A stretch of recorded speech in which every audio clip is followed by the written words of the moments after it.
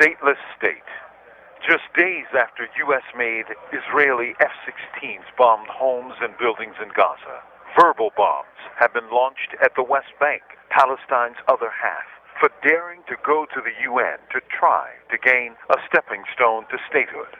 The Palestinian political representatives from the West Bank, including former PLO head Mahmoud Abbas, won the designation of a non-member state in the UN, the closest they've come to statehood since the Israeli occupation began in 1967.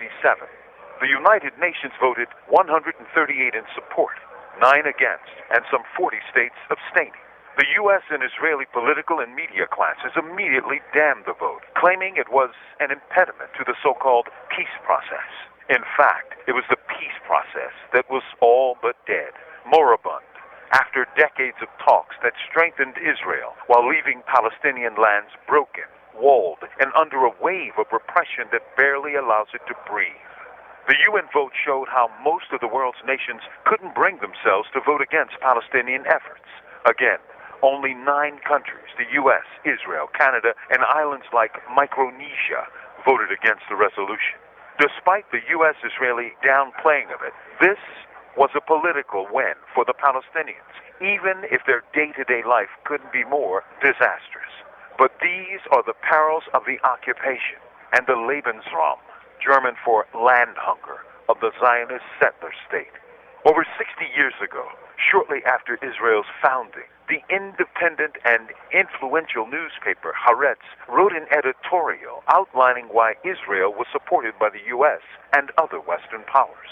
The editorial read, "Therefore, strengthening Israel helps the Western powers to maintain equilibrium and stability in the Middle East. Israel is to be a watchdog. If for any reason the Western powers should sometimes prefer to close their eyes, Israel could be relied on to punish one or several neighboring states whose discourtesy toward the West went beyond the bounds of the permissible."